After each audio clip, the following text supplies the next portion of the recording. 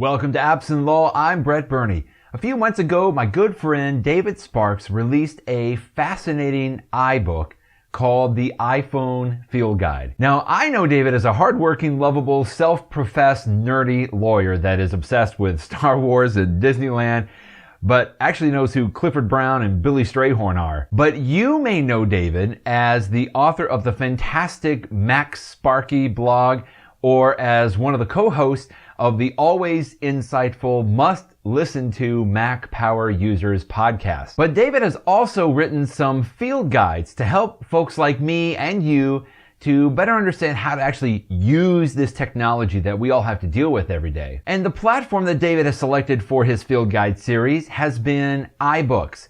And honestly, I think David has done more than just about anyone else I know to take full advantage of that amazing format. Although actually I think David is sort of maybe moving away from iBooks because it's really only available on Apple platforms like the Mac and the iPhone and the iPad. So there's some limitations there. But nonetheless, if you do use a Mac or an iPhone or an iPad, you owe it to yourself to experience the capabilities of the iBook platform so that you can grasp the concept of what books are going to look like in the near future. This ain't your grandpa's type of book. This is the future. Although the future may not necessarily be on the iBook platform because of the limitations that it can only be accessed on Apple products. Think of an iBook as a multimedia book with the ability not only to have text and images, but also audio and video can be embedded into the book so that the content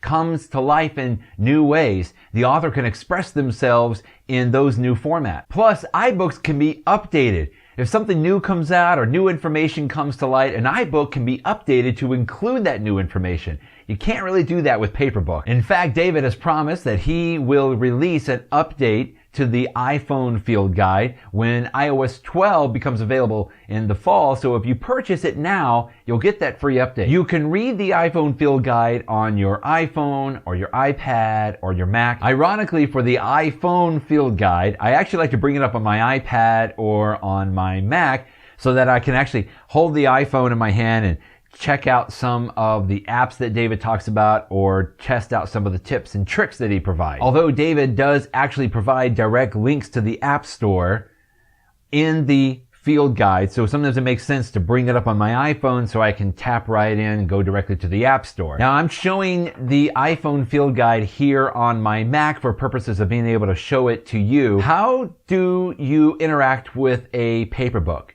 We flip pages. You can do something similar to that in an iBook on your iPhone or your iPad or your Mac. On the Mac here, I'm using 2 fingers on my trackpad to basically just swipe the pages forward and backwards. So similar to flipping pages in a paper book, you can swipe your pages forward and backward to go through the entire book that way. You can also use the pinch to zoom or pinch to close or pinch in gesture to interact with the book and switch to different sections of the book. So if you wanted to go to a different section, such as web browsers, for example, I can click on that and tap directly into a page I want to go to, and then I'll pinch in to go back to seeing those different sections. Now, there's actually no formal table of contents at the front of an iBook because you have this ability to go and see the different sections from anywhere you are in the book. You just simply pinch in and you can see the different sections at the bottom. You can see the list of the table of contents. If you're on an iPad or an iPhone, you can tap in the center of the page to bring up this top toolbar that you can see here, which will show up if you go to the top of the Mac iBooks app, and then you can bring that down and jump directly into a different section. Now again, if you want to jump to a different section, you can simply pinch in to go and see them at the bottom of the iBooks application here. And if you find a different place to go in for document scanners, you click that and then you see the pages at the bottom now appear that you can determine which area you want to jump into. So I can go and look at Scanner Pro just by tapping right into there. Now what's also great is that if you come across an image that you want to view in a little bit more detail, you can click on any image or tap on any image. That'll bring that up into full screen. And then I use the pinch to zoom function now so that I can zoom in and look at a little more detail if I need to. And then when you find a play button, which indicates that this is a video, you can play that right inside the iBook here. So I'll jump to the Fantastical page. You can see the little play button there, and you simply just click that to start playing. The videos load quick because they are actually embedded within the iBook, which is wonderful, although it will take a little bit of time initially to download the entire iBook to your Mac or your iOS device. But that means once it's downloaded, you can take it offline. You don't have to be connected to the internet in order to view the videos. You can also bookmark pages in an iBook, which is wonderful. That allows you to return to a different section if you want to go back and reread something. And also an iBook will allow you to take notes. You can highlight text, which is really neat in here, and then add a little bit of a note. So you can jump back and forth to different sections that way. This is used a lot in the educational settings when students can use these textbooks to be able to take notes and annotate some of their readings. David still has the iPhone Field Guide at an introductory price of $19.99.